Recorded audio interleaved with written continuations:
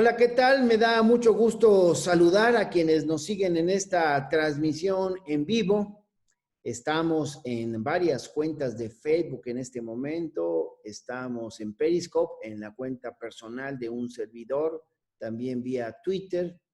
Creo que también vamos a estar en YouTube. Bueno, pues la verdad es que lo decía con mis amigas y mis amigos invitados en esta nueva sesión de Parlamento Abierto, como yo le he llamado, que desde que entramos en este receso legislativo por causas de la pandemia, pues no nos hemos quedado con los brazos cruzados. Lo que hemos hecho es, bueno, pues reinventarnos. Y este ejercicio, reitero, que yo llamo de Parlamento Abierto, pues ya tiene 2 meses. Y yo le quiero agradecer mucho a ustedes que nos siguen en estas transmisiones en vivos de manera diaria, cotidiana, que se den el tiempo para escuchar. Hoy, pues yo me siento muy contento, motivado. Vean, estoy con un grupo de jóvenes profesionistas, talentosos mexicanos, para hablar sobre un asunto que está de moda, como muchos otros, el abuso policiaco. Eh, a veces hasta se lleva vidas de por medio. Por cierto, vuelvo a hacer la denuncia de que en mi estado, en un municipio del norte, en Acatlán de Pérez Figueroa, también un policía le quitó la vida a un joven deportista. Y bueno, aunque está detenido, nosotros seguimos exigiendo todo el peso de la ley para que estas cosas no vuelvan a suceder. Sí, el uso de la fuerza pública es exclusiva del Estado mexicano y de sus distintos órganos de gobierno, de los gobiernos municipales, estatales, federales, pero debe haber protocolos para el uso de la fuerza. Bueno, pues hoy vamos a hablar sobre el caso Giovanni, la muerte de este jalisciense que hasta donde se ha difundido hay contradicciones. Bueno, fue detenido por no usar cubrebocas. No voy a politizar el tema porque, bueno, en la pasada sesión de la Comisión Permanente, este fue tema de la agenda política y bueno, pues ahí dijimos lo que teníamos que decirnos. Hoy la idea es revisar este asunto a la luz de lo que es la justicia de nuestro propio marco jurídico. Y bueno, pues por eso tenemos como invitados a estos jóvenes profesionistas que les quiero agradecer de verdad. Charo, te agradezco mucho que hayas aceptado la invitación. Arturo Cuevas Gracias. también. Gracias. Ha hablado mucho de ustedes, muy bien. Deben ser muy amigos porque Paco los admira mucho y ya me contagió la admiración. Gracias, mi querido Paco. También los voy a presentar en un rato más que les demos el uso de la palabra. Nada más un poco para tratar de entrar en el esquema. Quiero recordar parte de lo que decía hace poco la ONU. Decía en un documento, es motivo de preocupación para la ONU Derechos Humanos las alegaciones de que la detención del señor López Ramírez ocurrió en el contexto de la implementación de medidas de emergencia sanitaria por la pandemia del COVID-19 y el uso obligatorio de cubrebocas en el estado de Jalisco. La ONU Derechos Humanos urge a las autoridades a realizar una investigación pronta, efectiva, exhaustiva, independiente, imparcial y transparente sobre la muerte del señor López Ramírez, hablan de Giovanni, en la que se incluyan todas las líneas de investigación, las circunstancias en que ocurrió y las violaciones de derechos humanos que hubieran cometido, especialmente las relativas al derecho a la vida y al respeto a los principios del uso de la fuerza. Al día de hoy, la ONU Derechos Humanos no ha recibido información que justifique el uso de la fuerza letal en este caso. La ONU Derechos Humanos recuerda a las autoridades del estado de Jalisco que de acuerdo al protocolo modelo para la investigación legal de ejecuciones extralegales, arbitrarias y sumarias, conocido como Protocolo de Minnesota, las muertes ocurridas cuando una persona se encuentra bajo la custodia del Estado, como fue el caso del señor Giovanni López Ramírez, se presumen como potencialmente ilícitas y existe una presunción general de la responsabilidad del Estado, salvo que se demuestre lo contrario. Adicionalmente, deberá determinarse si hay alguna medida que no se adoptó para prevenir la muerte, investigar a todos los funcionarios e instituciones responsables de la custodia del señor Giovanni López Ramírez desde su detención y hasta su fallecimiento y considerar las políticas internas, cultura institucional y fallas sistémicas que contribuyeron a que una detención tuviera un desenlace letal. En este sentido, resultan preocupantes las aseveraciones de funcionarios estatales indicando que ya existían investigaciones penales contra elementos de la Policía Municipal de Ixtlahuacán de los Membrillos por abuso de autoridad previos a la pandemia. Este hecho resalta la importancia de tomar medidas oportunas para erradicar prácticas abusivas en las corporaciones policíacas y atender la falta de una cultura de respeto por los derechos humanos. Y así continúa un poco, lo comento en un contexto porque reitero, hoy queremos con nuestros invitados analizar este tema, pero no a la luz de los dimes y diretes políticos, esos se discuten en otro ámbito y pues, lo haremos cada vez que sea necesario. Pero hoy queremos revisar este tema. ¿Quiénes son los culpables? ¿Quiénes son responsables? ¿Cuál es ese marco? Y para eso, pues le hemos pedido, insisto, a nuestros amigos que nos hagan favor de comentarnos en este caso. Así es que les voy a presentar a María del Rosario Barrio Luna. Ella estudió la licenciatura en Derecho en la Universidad Panamericana y tiene un diplomado en método comparado en investigación científica y sus aplicaciones prácticas por la Universidad de Bolonia. Ella también estudió en la sección francesa del Instituto Iberoamericano de Derecho Constitucional. Inició su práctica profesional en el sector público en la Consejería Jurídica del Ejecutivo Federal, en la Consejería Adjunta de Control Constitucional y de lo Contencioso Administrativo y en la Consejería Adjunta de la Legislación de Estudios Normativos.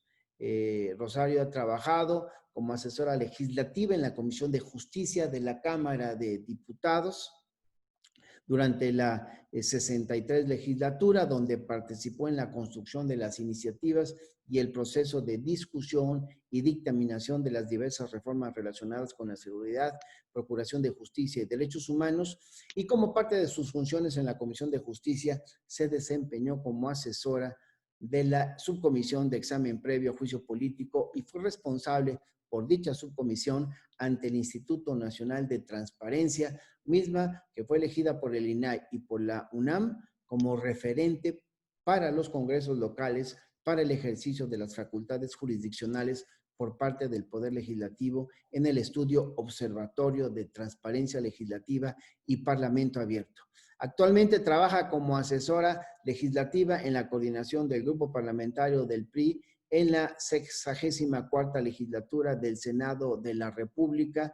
Y le vuelvo a dar las gracias a mi querida amiga y yo, pues de entrada, le pido una opinión general, pero dejo una pregunta en la mesa, o un par de preguntas. ¿El aislamiento social, mi querida amiga, es una buena medida como política pública en el contexto de la pandemia? ¿Tú crees que los estados tienen la capacidad de determinar las políticas y acciones para contener cualquier enfermedad como grave de atención prioritaria? Y esto pues, un poco por esas medidas que yo en lo particular he planteado en mi calidad de diputado, que son hasta inconstitucionales algunas, como el uso del cubrebocas, o sea, nadie puede obligarte a esas cosas, bueno, son irracionales, pero no quiero entrar al tema polémico político, sino jurídico. Así es que, mi querida Charo, gracias y te damos la palabra. Primero, gracias por la invitación. Y Bueno, sobre medidas de la pandemia, creo que sin duda nos encontramos ante un fenómeno que, si bien no es nuevo, es difícil de enfrentar, ¿no? No tenemos un tratamiento, ¿no? No es viable para el Estado decir tomando ciertas pastillas o dando una vacuna, vamos a prevenir el contagio o incluso erradicarlo. ¿Qué creo que el aislamiento es una buena medida? Creo que es lo que hay. Más allá de si es una buena medida o no, es lo único que tenemos para enfrentarlo y es lo que ha dado resultado en experiencias en otros países que primero se vieron ante estos percances sanitarios. Lo cierto también es que, pues, la postura no es fácil, ¿no? El Estado tiene de dos, o declarar este famoso decreto del 29 constitucional para limitar la libertad de tránsito y decirle a todos los ciudadanos que se queden en su casa de una manera obligatoria, bajo la lupa de que puede ser un poco excesivo, o puede dejarlo de una forma voluntaria y abrirlo a la necesidad de ahora sí que también depende mucho de lo que ellos tengan que hacer. Si tienes que salir a trabajar, ¿no? Es imposible para todos parar y eso es una realidad. Controlar el contagio es muy complicado porque la gente dice 15 días paramos todos, ¿no? Y listo, se acabó el problema del coronavirus. Pero la realidad es que no se puede, es imposible económica, social y demás. Entonces, creo que el aislamiento se ha presentado como una buena medida, pero más que nada para no saturar hospitales. Y eso tiene que quedar muy claro. El propósito del aislamiento no es evitar el contagio, no es curar o tratar de terminar con esta crisis, sino permitirle al personal de salud y a los hospitales, a las instituciones de salud pública que puedan contar con los elementos necesarios para tratar a los pacientes, ¿no? Sin que se genere una sobresaturación. Eso también es una parte importante. Sobre la capacidad para contener la enfermedad, pues creo que nos agarró el coronavirus en un momento en el que estábamos en la implementación del nuevo Instituto de la Salud, un nuevo esquema de salud pública, que sin duda no tenía la fuerza en este momento para atenderlo y que se presume que hay un difícil acceso, ¿no? Más allá, creo que la coyuntura no ayudó en nada al intentar la implementación a la par de una pandemia.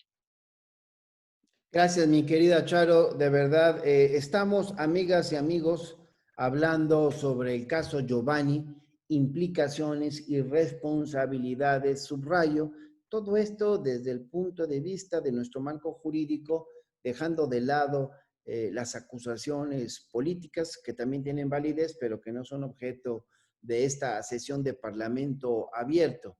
Me da mucho gusto, vuelvo a decirlo, tener como invitado a panelista a Arturo Cuevas Bautista.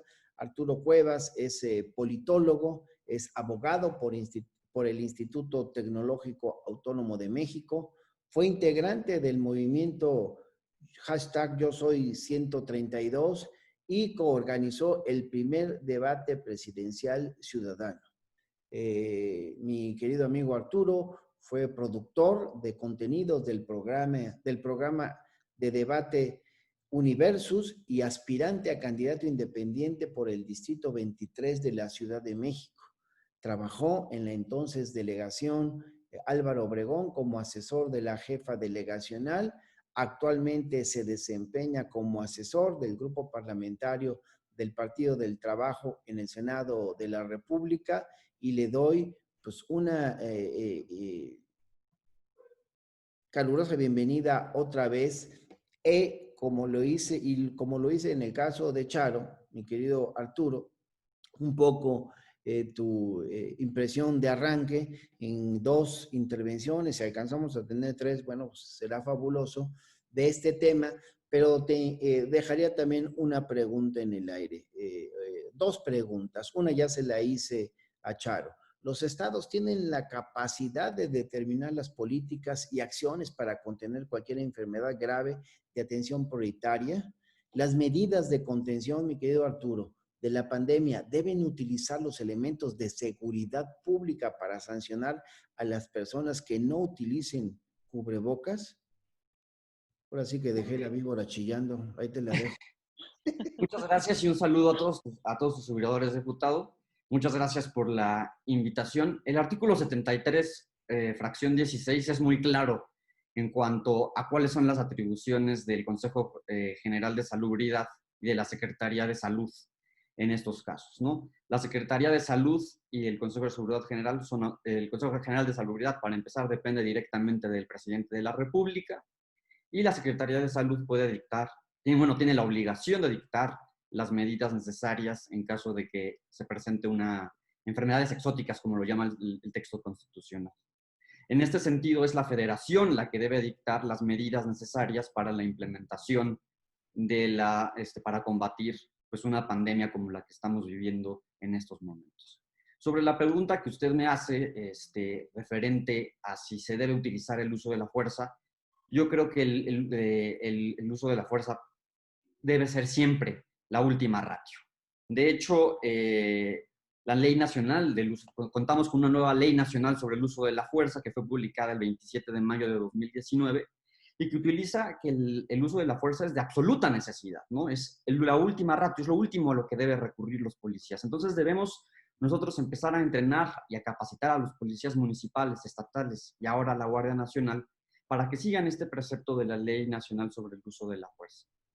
Ahora bien, en el contexto de una pandemia se viven demasiadas eventualidades. La presión social de que las personas tienen que permanecer en sus casas, etcétera. Creo que el presidente de la República tomó una medida adecuada al no querer implementar y utilizar el uso de la fuerza como se ha observado en otros países, por ejemplo en India, donde se observa que se le pega a la gente con palos de bambúes para poder para llevarlas a su casa, etcétera, sino que la responsabilidad debe ser compartida tanto entre las autoridades y la ciudadanía.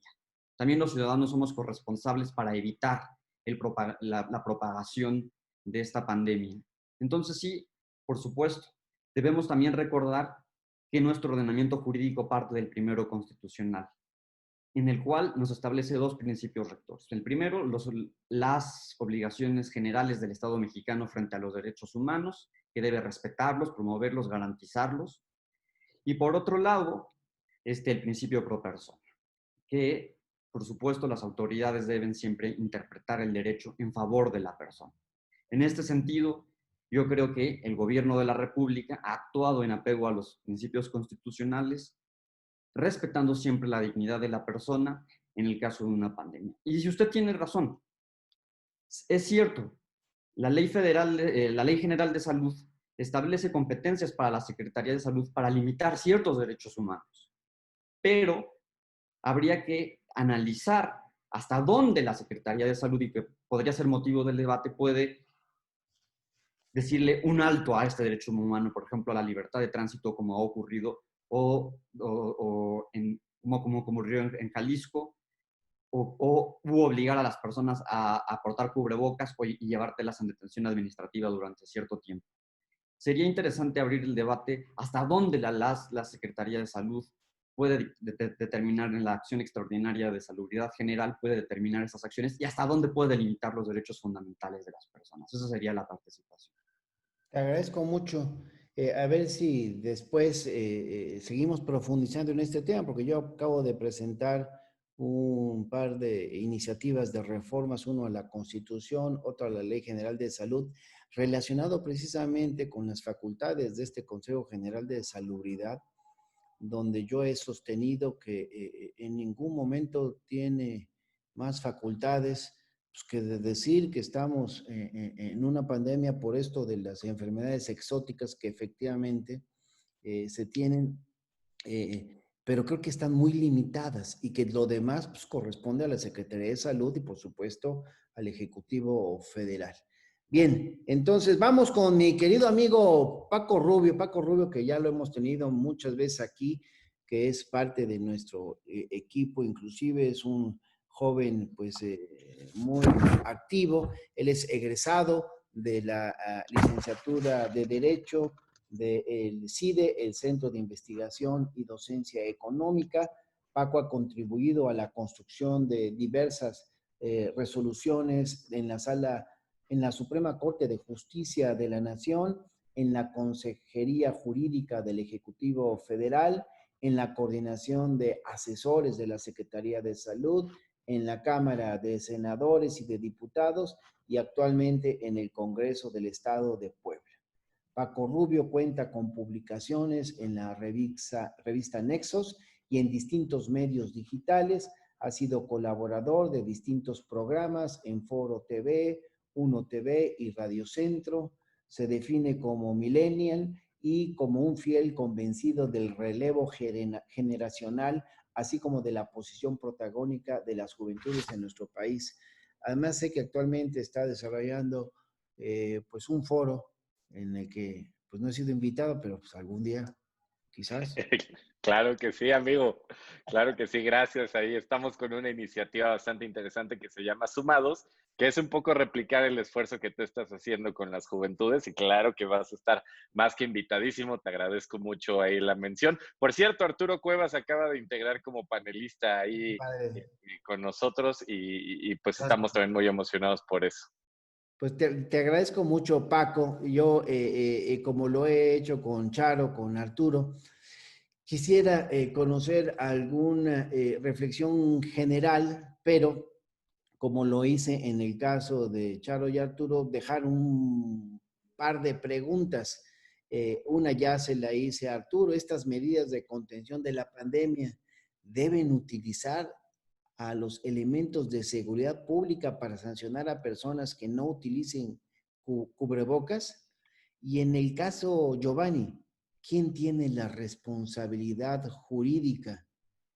Otra vez dejé la víbora chillando y eso que creo que no íbamos a politizar. No, listo. Yo creo que es una buena pregunta. Yo voy a complementar un poco, tratar de complementar un poco lo que mi compañera y mi compañero han dicho.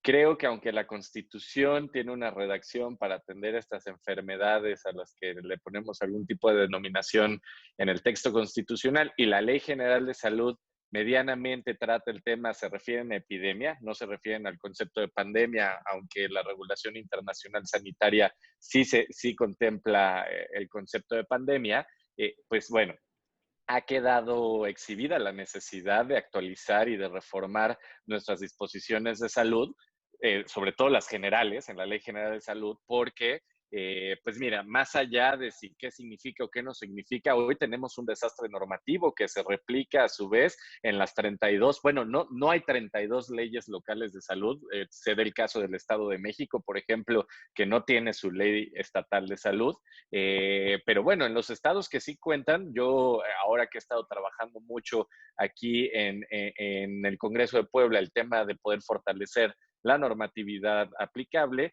pues la realidad es que las menciones para los temas de pandemias se refieren estrictamente a la capacidad de actuación para cerrar, por ejemplo, negocios o para notificar a la Secretaría de Salud Federal pues el tema de la evolución epidemiológica. Y este es un tema muy importante, diputado, porque al final del día lo que nos ha enseñado la pandemia del COVID-19 es que no estábamos preparados ni en lo administrativo ni en lo jurídico para tener una ruta clara. Hoy tuvimos una actuación que podremos decir buena o mala del gobierno de México y de los gobiernos locales, pero que fue medianamente a partir del entendimiento de la propia evolución de la pandemia y de su letalidad, ¿no? Que también es uno de los aspectos más importantes que hemos estado discutiendo. Uno de los temas relevantes, como lo decía Arturo Cuevas, es pues el Consejo de Salubridad General, ¿no? Debería estar muy claro y muy poco a debate el alcance que tiene este consejo, pero no solo eso, la oportunidad de actuar. Yo ahí sí quiero tener una posición crítica en el sentido de que el Consejo de Salubridad General, pese a que la Organización Mundial de la Salud ya había determinado conforme al Reglamento Sanitario Internacional la existencia y la determinación del fenómeno de pandemia a partir del coronavirus del COVID-19, el Consejo de Salubridad General pues tardó un poco en tomar la determinación de declarar lo que ellos le llaman enfermedad grave de atención prioritaria. Dicho eso, tenemos el segundo reto, que es los estados hasta dónde, ¿no? O sea, porque si no tenemos esta claridad en la Ley General de Salud, pues mucho menos en las leyes estatales. ¿Y qué pasa? Pues pasa que el gobierno de Jalisco en específico determina medidas y sanciones administrativas para que se utilicen cubrebocas y ahí entramos en un tema. Como bien lo establecía Charo, tenemos dos alternativas para enfrentar una enfermedad grave de atención prioritaria, que la primera sería aplicar el artículo 29 constitucional restringiendo o limitando derechos humanos como el derecho al libre tránsito, y la otra es pues que las instituciones de salud tomen determinaciones para contener, prevenir y atender casos de probables contagios. Dicho esto, pues el primer debate que tenemos es sobre si es constitucional o no que bajo esta argumentación un gobierno pueda determinar la obligación de que una persona porte obligatoriamente en espacios públicos el cubrebocas. Segundo tema, si las policías tienen o no que repeler la actuación de las personas que no se pongan el cubrebocas, porque ya llegamos a ese, pues permítanme la expresión, absurdo jurídico de estarlo tratando casi como si fuera un delito, ¿no? Pero ahorita ya entraremos a ese debate. Me quiero quedar con dos cosas importantes para no extenderme. Uno, sobre quién tiene la responsabilidad. En principio, yo quiero sostener que mi posicionamiento en ese sentido, del caso Giovanni López, el poder de mando, el poder jerárquico era del municipio de Ixtlahuacán. Eso tiene que quedar muy claro, ¿no? Sobre de qué partido es o qué no partido es, la verdad creo que da exactamente lo mismo, porque estamos hablando de violaciones graves a derechos humanos y de violaciones a derechos humanos. Por una parte, la detención ilegal, la actuación que estuvimos viendo ahí en el video, y segundo, la desaparición forzada de personas, que sé que mis compañeros lo manejan mucho mejor a partir de toda la reforma de 2011 y todo lo que se ha venido después de eso. Entonces, dicho eso, hay dos instrumentos. Lo que decía Arturo, uso de la fuerza, ya tenemos una ley nacional que parece que ha permeado muy poco en una de las áreas de la administración pública, que es la más descuidada, que es la municipal. Y segundo, que yo sé que Charo ahí tiene mucho más conocimiento, la seguridad pública es un aspecto que se divide en los tres ámbitos de gobierno. Eso nunca se nos tiene que olvidar porque es fundamental para la objetividad del debate y sobre todo el debate jurídico. Esa sería mi primera aportación, diputado, agradeciéndote el espacio. Al contrario, mi Paco, te agradezco otra vez tu participación. Para quienes nos están siguiendo en vivo, en esta transmisión que hacemos vía Facebook, vía Periscope, vía YouTube, les comentamos que estamos analizando el caso Giovanni en función de los responsables, las consecuencias y responsables. No queremos en este momento hablar del tema desde el punto de vista político partidista, porque antes que cualquier otra cosa, pues es el asunto jurídico. Y por eso hace rato hacía yo referencia a un comunicado de la ONU Derechos Humanos, y lo quiero hacer ahora para arrancar la segunda parte de esta conversación con el posicionamiento de la Comisión Nacional de los Derechos Humanos, que decía que en pasado 3 de junio, en muchos medios de comunicación se estaba difundiendo un video donde se observaba a elementos de la Policía Municipal de Ixtlahuacán de los Membrillos, Jalisco, detener a Giovanni López con uso excesivo de la fuerza.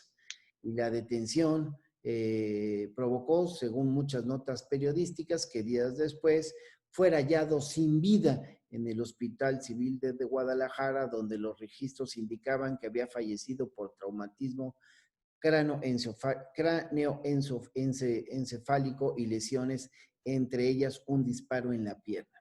Al respecto, es importante señalar que dice la CNDH que la Corte Interamericana de los Derechos Humanos establece que si bien los estados tienen derecho a emplear legítimamente la fuerza para cumplir con su obligación de garantizar la seguridad y mantener el orden público, hay límites a los que deben sujetarse el uso de la fuerza.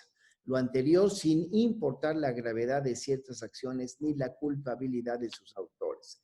El uso de la fuerza por parte de los cuerpos de seguridad insiste la CNDH, según la jurisprudencia interamericana, está limitado por la excepcionalidad y la proporcionalidad. El uso de la fuerza debe ser la última ratio, lo decía hace un rato Arturo, ya que puede ser usada solo cuando se han agotado y fracasado todos los demás medios. Es decir, si el uso de la fuerza es el primer y único recurso, este debe ser inconvencional. Y bueno, pues parte ya se dijo aquí, y yo en esta segunda ronda le quiero pedir a nuestra amiga Charo que nos vuelva a dar una opinión. Le dejo dos preguntas en la mesa. ¿Estamos hablando entonces de violaciones graves de los derechos humanos, como la desaparición forzada de personas? Y lo que le pregunté también a Paco, mi querida Charo, en el caso de Giovanni, ¿quién tiene la responsabilidad jurídica? Te escuchamos. Ok, sobre violaciones a derechos humanos, sin duda existieron en dos vertientes dentro de este caso, tanto en la circunstancia en la que se dio la detención ilegal de Giovanni, que todavía no nos queda claro por qué fue. En el video que vimos de su arresto, se dice claramente que fue por el no uso de cubrebocas. Después la Fiscalía Estatal sale a decir que realmente se le detuvo por una cuestión administrativa, que la verdad es que para mí es exactamente lo mismo. Si el municipio ya había dicho que era acreedor a una sanción administrativa por el no uso del cubrebocas, entonces estábamos ante justamente la misma conducta que parece reprochable, ¿no? En primer lugar, criticable que el municipio haya decidido poner una sanción administrativa tan excesiva, porque si bien las sanciones administrativas van desde la sanción económica al arresto por 36 horas y está constitucionalmente permitido, creo que también tenemos que atender a la proporcionalidad de la medida, ¿no? Creo que un cubrebocas no debe hacerte acreedor a un arresto. Esa sería la primera. La segunda, ya partiendo de que es excesivo, creo que ya tenemos ahí un tema de dudosa constitucionalidad. Y después, la actuación de la policía. Vamos justo a centrarnos en el tema de violaciones por el uso de la fuerza, que creo que es lo más importante. En primer lugar, se ve que lo detienen 4 elementos de la policía. Son 4 elementos porque portan uniforme, y esa es la primera violación que quiero decir del uso de la fuerza. Se ve un quinto elemento que lo detiene, el cual no trae ningún distintivo de policía, ni de ser alguna autoridad que pueda hacer uso de la fuerza. Sin embargo, en el video se le reconoce como el comandante, ¿no? Y es el que da la explicación de que lo detiene porque se les está oponiendo y porque se puso agresivo.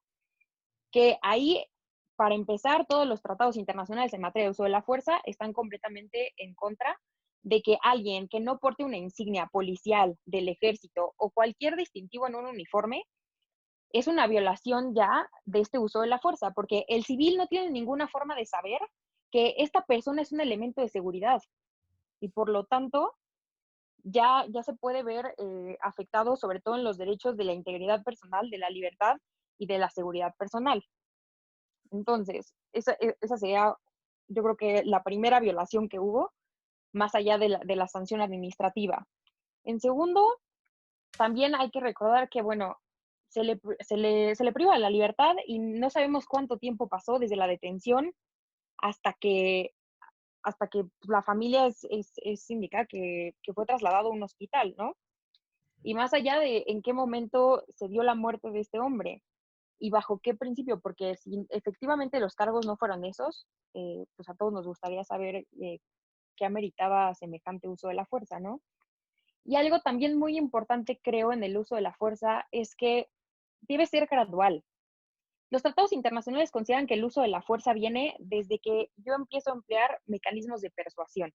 Si bien no implica una violencia física, ¿no? Ya hay elementos o agentes de instituciones de seguridad pública exhortando por mecanismos de voz que las personas dejen de utilizar la fuerza, ¿no? Y desde ahí empieza. Y entonces tiene que ir elevándose de una forma gradual para evitar que sea un uso inequitativo de esta fuerza pública. Es decir, aunque no nos gusta mucho, ¿no? Porque siento que al Estado en general le da un poco de miedo hacer uso de la fuerza, porque justo es objeto de violaciones cuando no se usa de forma gradual y proporcional, tenemos que tener muy en claro que desde el mecanismo de persuasión que usa un agente de seguridad pública para exhortar a otra persona a no hacer uso de la fuerza, eso ya es dentro de un protocolo de uso de la fuerza de intervención estatal.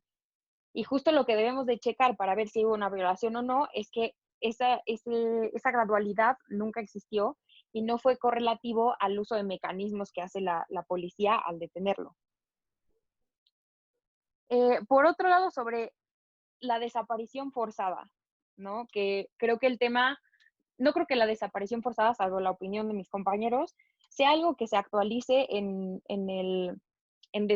la detención de Giovanni. Creo que más bien se trata de una detención ilegal y sin duda tortura, pero al final la autoridad nunca dice que no se le detuvo o no se trata de esconder su paradero, ¿no? Y eso es parte de la definición del tipo penal. Entonces creo que estamos más bien ante una detención ilegal, no tanto desaparición forzada, no así en el caso, por ejemplo, de las manifestaciones, ¿no? Creo que ahí sí se tocó un poco el tema de la desaparición forzada, no en todos los casos, pero sí en la mayoría.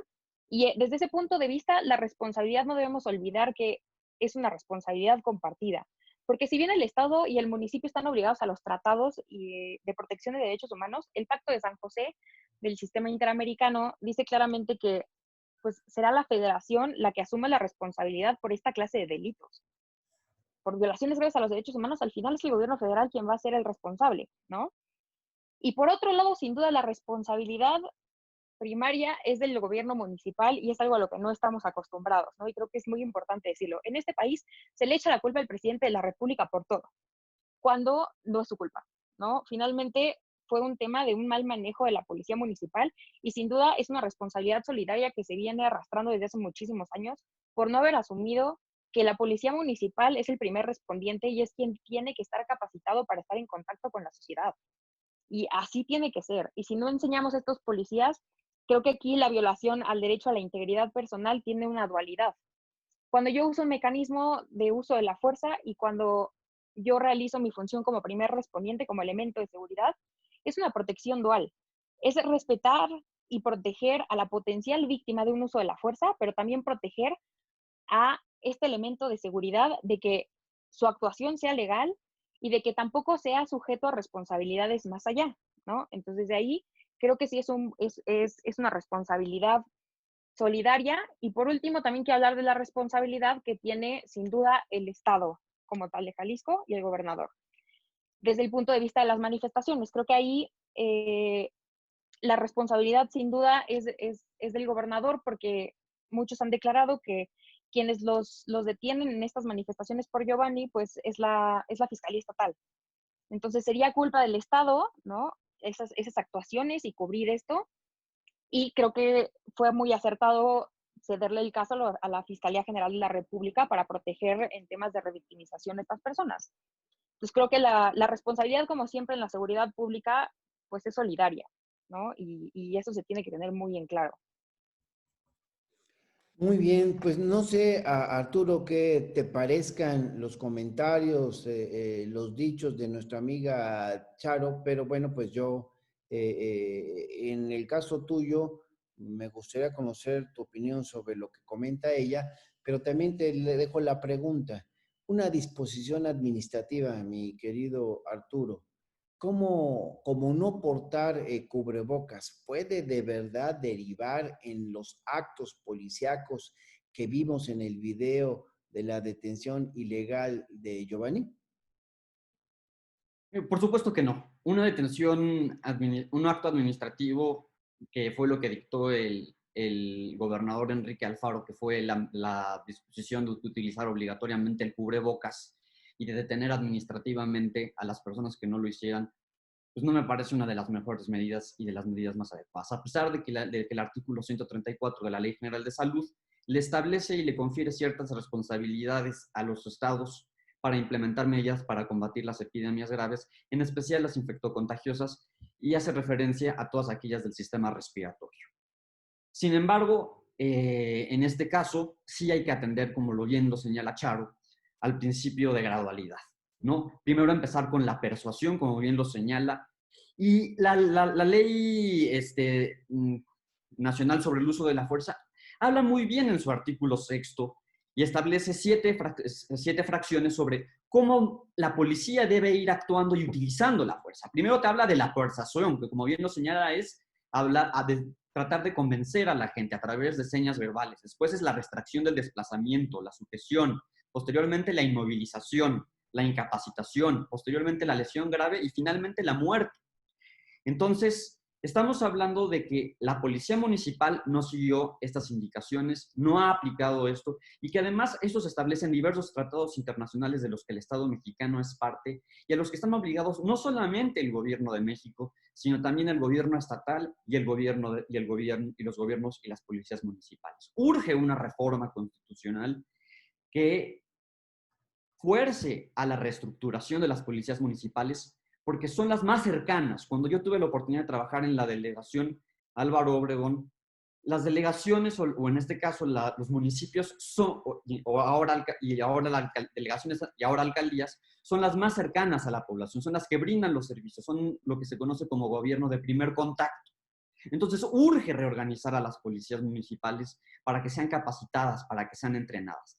Ante este desorden, yo creo que el presidente de la República hizo bien en crear la Guardia Nacional, porque es mucho más fácil capacitarlos en el uso de la fuerza a un grupo centralizado y esto, pero no debemos dejar de un lado, por supuesto, que se debe trabajar en la profesionalización de las policías municipales y de las policías estatales. Ahora bien, en el caso de la desaparición forzada, es muy preocupante que ante un caso, cuando se está hablando, salen jóvenes a protestar en el uso legítimo de sus derechos humanos, salen a protestar. A mí me parece muy preocupante que se utilice la brutalidad policíaca para combatir una manifestación que está denunciando la brutalidad policíaca.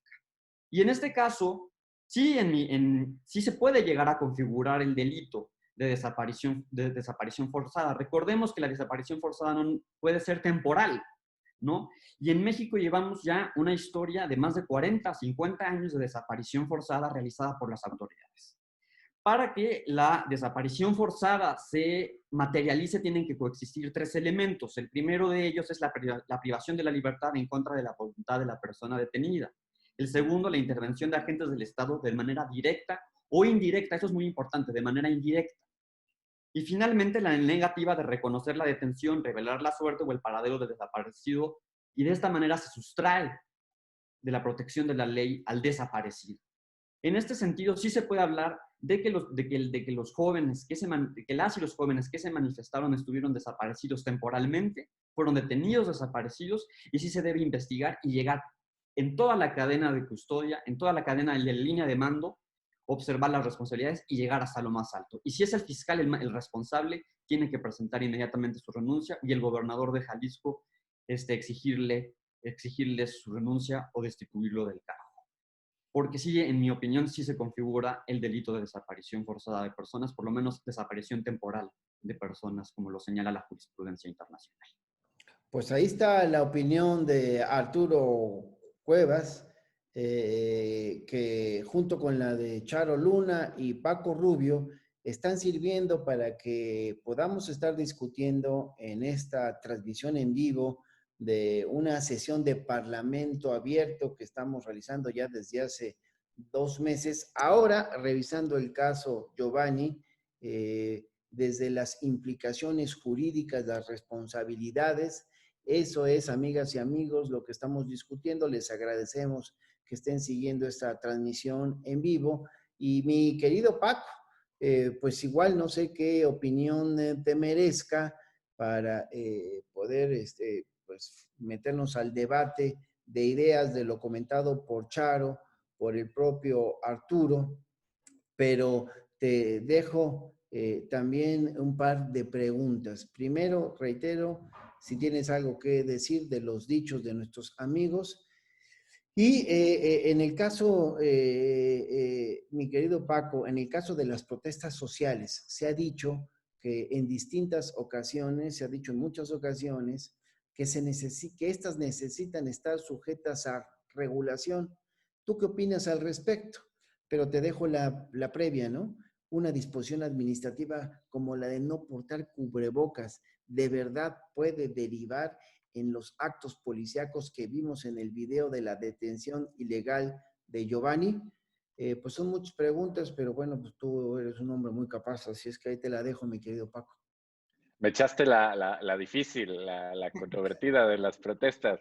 Oye, pues mira, quiero empezar por lo importante. Justo, creo que tanto a Charo, Arturo y a mí nos tocó aprender de esto que le llamamos la ciencia jurídica en medio de la transformación que tuvimos a partir del 2011, que mucho tiene que ver con una sentencia internacional sobre desaparición forzada de personas del activista Rosendo Radilla en Guerrero, ¿no? Y este tema es muy importante, diputado, porque la desaparición forzada de personas, como Arturo Cuevas ya lo mencionaba, pues fue una práctica del viejo régimen y estoy hablando específicamente de antes de poder hablar de una democracia constitucional con un sistema hegemónico, se utilizaban estas herramientas de persuasión para limitar la libertad de prensa, la libertad de expresión, entre otros aspectos característicos de la democracia deliberativa y plural. Dicho lo anterior, yo coincido con mis compañeros, que además les reconozco su capacidad. Aquí tengo un par de anotaciones sobre las cosas que estaban diciendo.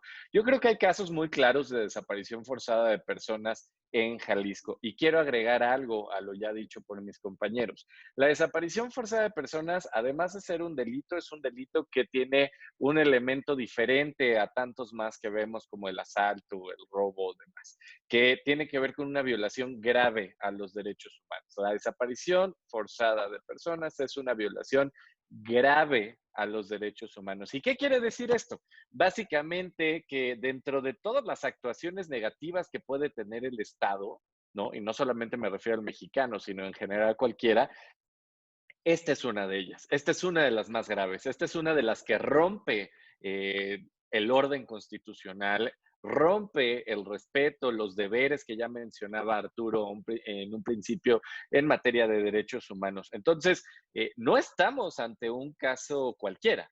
O sea, hablar de violaciones graves a los derechos humanos ha significado que la Comisión Interamericana de Derechos Humanos o la Oficina del Alto Comisionado de Derechos Humanos para México de la ONU o Amnistía Internacional, y hay que decirlo también, la Comisión Nacional de Derechos Humanos y la Comisión Estatal de los Derechos Humanos en Jalisco han hecho extrañamientos y han convocado a la resolución inmediata de estos casos por la gravedad de los mismos, ¿no? La Comisión Estatal tuvo que hacer un acompañamiento con los familiares de los jóvenes que fueron desaparecidos, porque esa es la palabra, desaparecidos en la protesta, para saber en dónde estaban, con qué modalidades se le detuvieron, por qué estaban unos en un reclusorio de máxima seguridad, ¿no? O sea, este tipo de cosas que, como bien menciona Arturo, sobre todo con su vocación municipalista, una de las grandes, y esta es una de las anotaciones, uno de los grandes pendientes que seguimos teniendo es el fortalecimiento de las policías municipales, pero no solo de las policías municipales, en general de la fortaleza normativa, administrativa y hay que decirlo también política de los municipios como un ámbito de gobierno autónomo al estatal y por supuesto al federal. Segundo, para abonar un poco más en la discusión de esto, me parece que las resistencias que han existido, y esto lo voy a decir con toda sinceridad, honestidad y tratando de ser muy objetivo, de la Secretaría de Hacienda y Crédito Público desde hace muchos años, incluyendo la actual administración, a expedir una ley general de juventudes argumentando el impacto presupuestal, pues creo que queda más que evidente. En lugar de estar hablando de regular las protestas, creo que deberíamos estar pensando en cómo les estamos garantizando el cauce a las juventudes para que puedan ejercer sus derechos. No es un mantra romántico, no es una petición sin fondo, es un grupo poblacional prioritario específico que va a tener esta función de relevo generacional y que hay que decirlo, ha tenido una posición protagónica en el ejercicio del derecho a la protesta en este país y se tiene que garantizar las mejores condiciones. Si la regulación es justo para garantizar las mejores condiciones de la protesta, adelante.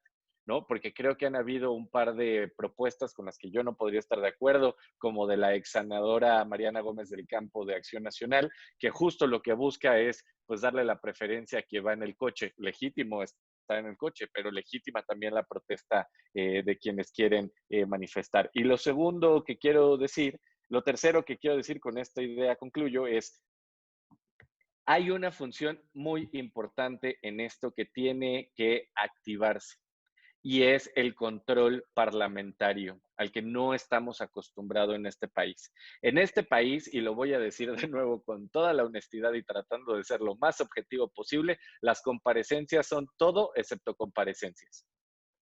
O sea, esto que vemos en los Estados Unidos, por ejemplo, del delito de perjurio, en donde un servidor público que le mienta a una legisladora o un legislador, es algo gravísimo. Es algo que se sanciona pues hasta con cárcel.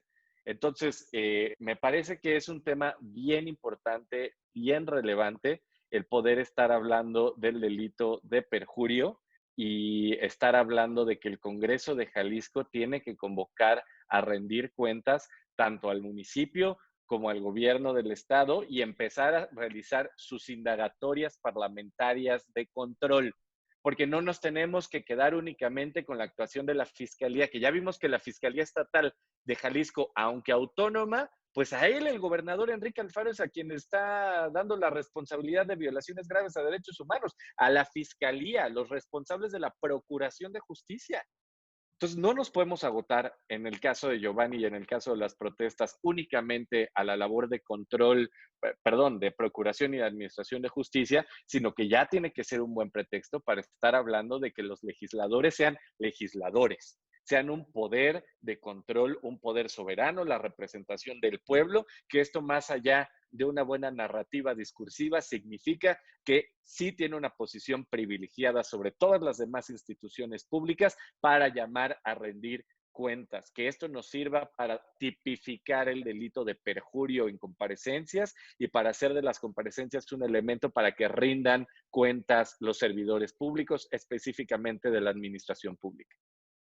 Pues muchas gracias. Llegamos a 50 minutos ya de esta transmisión, así es que quisiera ver si en los próximos 10 minutos, alrededor de los 10 minutos, podemos dar una respuesta breve, clara, contundente a dos últimos cuestionamientos que les dejo a los tres. Ya ni siquiera repetiré las preguntas. Esta va para los tres.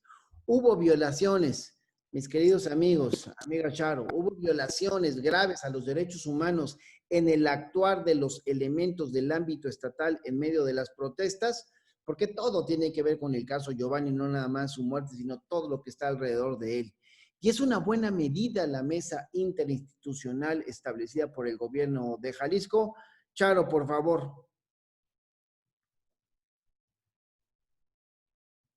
Eh, Respecto a las violaciones graves en las protestas, creo que sí, o sea, sin duda existieron violaciones graves a los derechos humanos, ¿no? Que también creo que es un tema que dejó pendiente la ley del uso de la fuerza. Siento que, en primer lugar, porque no es políticamente correcto, ¿no? Cuando hablamos del uso de la fuerza y juntarlo con manifestaciones, todo el mundo le brinca el escapulario porque cómo vamos a regular esa clase de cosas, pero creo que es algo sumamente importante. La ley del uso de la fuerza se usa cuando también, o sea, cuando hay detenciones, pero también cuando hay manifestaciones, porque hay tumultos, porque seamos sinceros, todos los que hemos formado parte de una manifestación y de un movimiento, sabemos que hay muchas emociones encontradas en esos momentos, ¿no? Y que te gana, esa es la realidad, te gana. Y tampoco podemos esperar una actuación heroica y suprahumana de las fuerzas de la policía, ¿no? En este caso, obviamente, hubo pues, a quien decidió incendiar a un policía, ¿no? Y creo que también es algo que tenemos que tener mucho en consideración, no para justificar las acciones del Estado, pero sí para saber que estas personas, pues son personas y también tienen pues estos sentimientos encontrados. Entonces, ¿qué es muy importante y qué creo que dejó muy, muy en el tintero y nos lo debe la Ley Nacional del Uso de la Fuerza? Es la regulación de este uso de la fuerza en manifestaciones, justo para impedir que la autoridad haga un mal uso de ella y que evitar estas desapariciones forzadas y evitar que aparezcan después los jóvenes golpeados y quién sabe dónde a kilómetros después, ¿no? Creo que justamente eso es lo que necesitamos, que existan estos controles a través de personas que estén justamente en el operativo y que tengan comunicación directa con personas que pueden tomar decisiones y que se mantenga la paz y el orden público y que cada quien pueda realizar su libre derecho a la expresión de las ideas sin mayor problema, ¿no? Y creo que es una de esas cuestiones en donde se dice y no pasa nada, o sea, de verdad tiene que estar esto regulado y no lo está por la ley del uso de la fuerza. Y por otro lado, una mesa interinstitucional, les digo que en el Congreso de la Unión sabemos que si quieres que algo no se resuelva, crea una comisión especial, ¿no? Eso siempre se dice. Tú vas a dar al ojo público que se va a solucionar porque todos vamos a estar hablando del meollo del asunto, pero la realidad es que no vamos a tomar estas acciones. Y es algo que se dice mucho. Tú quieres engañar ahora sí que a la gente, tú crea una comisión especial, ¿eh? Y no se vuelve a hacer. Entonces creo que la mesa tiene una función importante. Si se va a hacer, adelante, que sea con todo el peso de la ley y que el gobernador también esté en la posición de que nadie le está echando la culpa, ¿no? Como repito, es una responsabilidad compartida y solidaria y se tienen que tomar las medidas necesarias para que no seamos responsables de más violaciones graves a los derechos humanos. La propia Corte Interamericana dice que el Estado se presume responsable cuando no realiza una investigación sobre los hechos ocurridos y cuando no se sanciona a estas personas que tuvieron que ver. Y quiero reiterar que se identificaron a personal ministerial dentro de estas desapariciones forzadas, lo cual es sumamente preocupante. Si el Estado hace mal uso de su fuerza pública y no es capaz de garantizar tu seguridad y la impartición de justicia, ¿para qué lo queremos? ¿No? Entonces, sin duda, habrá que ver los esfuerzos que se vayan a realizar, pero yo sí soy un poco resiliente ante este tipo de comisiones o mesas interinstitucionales. Gracias, Charo. Arturo. El derecho a la protesta es uno de los derechos que considero más importantes en una democracia plural. La mayoría de el 100% yo considero de los derechos que que se han reconocido en el texto constitucional y en los tratados internacionales han emanado del movimiento social, de la lucha social, de la protesta social. Por ello es importante protegerla y en este sentido nuestra Constitución la reconoce. No podemos hablar de derechos humanos sin la protesta social, ya que la protesta social ha dado lugar a la existencia de los derechos humanos, ¿no? El movimiento obrero dio lugar a los derechos laborales, el movimiento sufragista dio lugar a que las mujeres pudieran votar. En este sentido, un grupo de jóvenes en el estado de Jalisco sintió que era necesario salir a protestar ante lo que ellos consideran que es una violación intrínseca a sus derechos humanos. ¿Y cuál es esa violación intrínseca a sus derechos humanos? Que la policía, ya sea estatal, municipal o de la fiscalía, pueda en cualquier momento desaparecerte o pueda hacer uso excesivo de la fuerza. También de que medidas administrativas pueden llevarte a que termines muerto. Por ello es importante que se garantice el derecho constitucional, el derecho fundamental a la protesta, y por eso es importante que el Estado investigue y sancione, como lo mandata el primero constitucional, quienes fueron los responsables de no garantizar plenamente este derecho. En este sentido, es importante que el Estado de Jalisco otorgue garantías de no repetición y la reparación del daño a las víctimas de la desaparición forzada y de los actos que ocurrieron y de las detenciones arbitrarias que ocurrieron en el Estado de Jalisco. En el sentido de la mesa interinstitucional, a mí me importa, creo que es más importante que se instauren estos mecanismos de protección, de protección y defensa de los derechos humanos para erradicar sus violaciones y prevenirlas a futuro, se acerquen con las familias, les otorguen garantías de no repetición del daño y reparación integral del daño a todas las familias. Entonces, eso sería fundamental. Hacia allá debería estar caminando el gobernador de Jalisco, Enrique Alfaro, y no veo la intención de ir hacia implementar este tipo de garantías. Gracias, mi querido Paco, para cerrar esta interesante sesión de Parlamento Abierto, donde hemos hablado del caso Giovanni, sus implicaciones, sus responsabilidades, y bueno, pues sé que se van a quedar muchas cosas en el tintero, pero bueno, hay que darle conclusión a esta sesión. Te escuchamos, Paco. Gracias. Pues brevemente, primero agradecerte el espacio, amigo diputado, y reconocer, como siempre lo hago, a dos de las voces más profesionales en temas jurídicos, que son Charo Luna y Arturo Cuevas. Mi reconocimiento a ambos, que siempre les aprendo mucho. Y en cuanto a las conclusiones, yo creo que cuando el presidente Andrés Manuel López Obrador dice que las cosas ya cambiaron y que el proyecto que él encabeza busca que la impunidad se acabe, hay que tener ahí una misión permanente, articulada, seria y continua de de verdad terminar con la impunidad, sobre todo en el ámbito local. Que hoy sepamos que en Jalisco, gobernado por Enrique Alfaro, los ministerios públicos, o bueno, los elementos de la Fiscalía, para utilizar el término exacto, sean quienes están desapareciendo de forma forzada a ciudadanas y ciudadanos, pues nos queda claro que hay gente que más allá de lo político no se ha definido por terminar con la corrupción y la impunidad, y eso me parece gravísimo, y eso no tiene que ver con ningún partido, tiene que ver con una vocación democrática. Yo sí creo que es tiempo de definiciones, o se está con la legalidad y el derecho o no se está, y eso es importante. Y para cerrar, tengo 4 ideas propuestas. Uno es, como ya bien se me adelantó Arturo Cuevas y la reconozco mucho porque creo que por ahí va, la primera solución es la reparación integral del daño. Tiene que haber una reparación integral del daño. Si van a hacer esta comisión, que yo coincido con Charo, luego solamente sirven para ahí medio generar distractores, tiene que ser para investigar, para delimitar responsabilidades, pero también para hacer una reparación integral del daño conforme a criterios internacionales y nacionales. Segundo, yo insisto, ley de juventudes, fundamental. Se necesitan de los esquemas y la regulación para garantizar los derechos de este grupo prioritario de la sociedad. Tercero, actualización del uso de la fuerza, como ya lo decía Charo. Necesitamos establecer criterios y la obligación de protocolos que compartan por lo menos elementos mínimos entre todos los ámbitos de gobierno para específicamente participar en las protestas sociales, siempre con el objetivo de promover al pueblo y no de reprimirlo. Y último, que me parece que es, desde mi punto de vista, lo más importante, actualización de la Constitución y de la Ley General de Salud para ponerlo en sintonía con el Reglamento Sanitario Internacional, con las disposiciones de la Organización Mundial de la Salud, y para que la siguiente, porque yo estoy seguro que estos efectos o estos episodios de salud pública internacional los estaremos viendo pues seguido en la historia de la humanidad, así ha sido. Necesitamos contar con una legislación que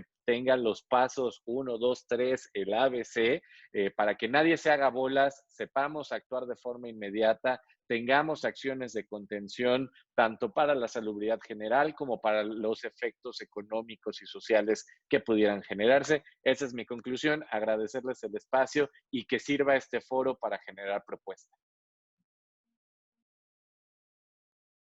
Muchas gracias. Esa es la intención de esta serie de parlamentos abiertos, discutir para entender bien los temas y después generar las propuestas, en mi caso, las propuestas legislativas. Les agradezco mucho de verdad a los tres que hayan aceptado la invitación y nos han dado sus importantes y profundos puntos de vista.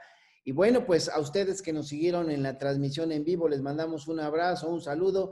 Sigamos quedándonos en casa porque todavía hay que seguir combatiendo exitosamente esta pandemia del nuevo coronavirus, el COVID-19, que tiene azotado al planeta, por supuesto a México, y una forma de vencerlo es quedándose en casa el mayor tiempo posible. Así cuidamos a los nuestros y nos cuidamos a nosotros mismos. Nos vemos para la próxima. Gracias y hasta pronto. Adiós.